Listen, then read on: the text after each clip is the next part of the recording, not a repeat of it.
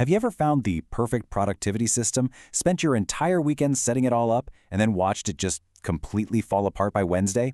Yeah. If you've got an ADHD brain, you know exactly what I'm talking about. It's that feeling of frustration trying to use advice that just wasn't built for you. Well, today, we're going to get into exactly why that happens and look at a whole new way of thinking that actually works with your brain, not against it. Let's start right here. This quote from Jesse J. Anderson it hits so hard for so many people. It perfectly captures that feeling of being smart, of being capable, of having all these great intentions, but still somehow falling short of what everyone expects. And let me be clear, this isn't a you problem. It's a problem with the systems you've been told to use. So, that brings us right to the heart of it, what I call the productivity trap. The number one piece of advice we get when we're struggling is just to try harder. But for an ADHD brain, that's like revving a car engine that's stuck in neutral. You're burning a ton of energy, making a lot of noise, but you're not going anywhere. Why? Because most productivity advice was designed for a totally different kind of engine. And here's what that really comes down to, an idea from productivity guru David Allen.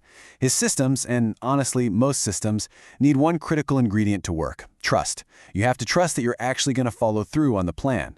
But if you have ADHD, after years of forgotten appointments and missed deadlines, that trust in your own brain can be, well, pretty shattered. You can't use a system that's built on a foundation that's already cracked. A huge reason for that broken trust is something called time blindness. And this isn't about being irresponsible, not at all. It's a real neurological difficulty in just sensing time go by. It makes planning and scheduling feel impossible. A task could take 5 minutes, or it could take 5 hours, and to your brain it just feels like not now, until suddenly it's a massive crisis. Okay, so if the traditional systems are a bust, then what actually works? Well, we have to understand our brain's unique operating system. It runs on a completely different kind of fuel. So let's pop the hood and see what really gets things moving. This, right here, explains everything.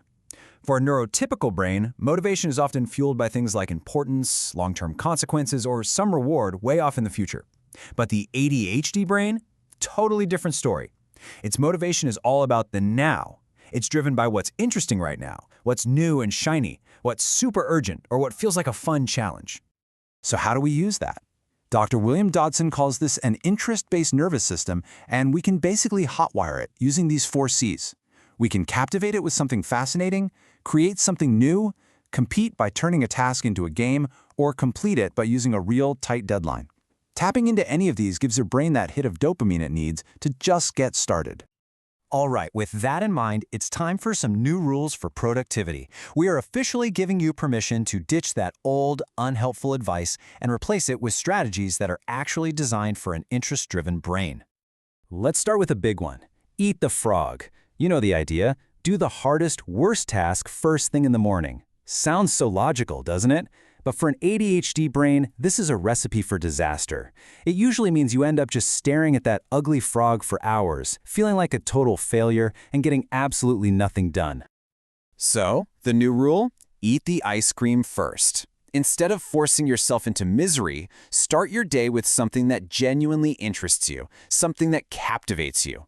This isn't procrastination, it's a strategy.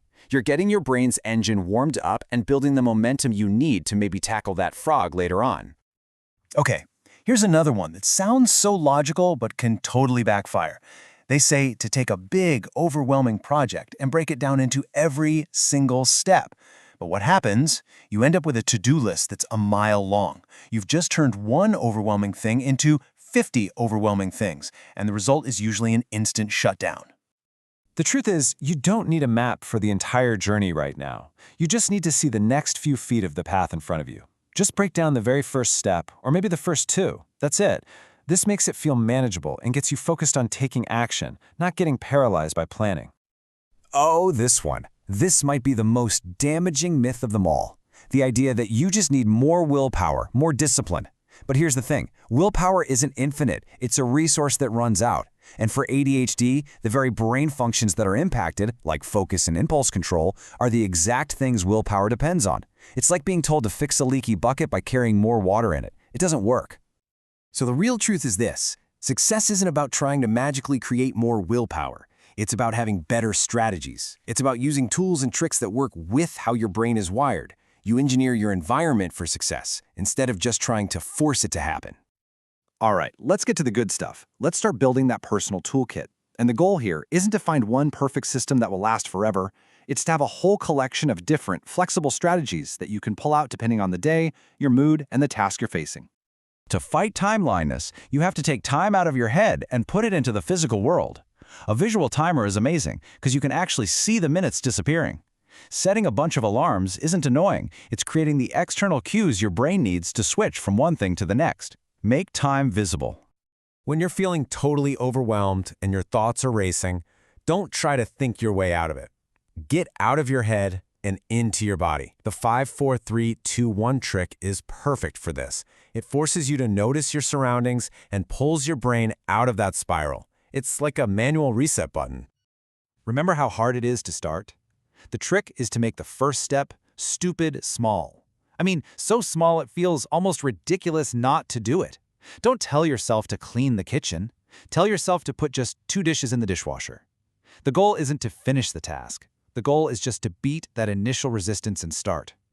Seriously, your environment can be your greatest productivity tool. Use it. Try habit stacking. Tack a new habit onto something you already do, like meditating for 1 minute right after you brush your teeth. Or try body doubling. Just having another person quietly working in the same room, even on video, creates a little bit of accountability that can work wonders for focus. This is such a simple switch, but oh my gosh, it is a game changer. Stop setting goals based on an outcome you can't control, like I will write 1,000 words. That's so intimidating. Instead, set a goal based on the time you put in, something you can control. I will write for 20 minutes. This lowers the pressure, makes it way easier to start, and guarantees you feel like you've succeeded. Okay, this might just be the most important rule of all. Your perfect system, whatever it is, it's going to stop working, I promise.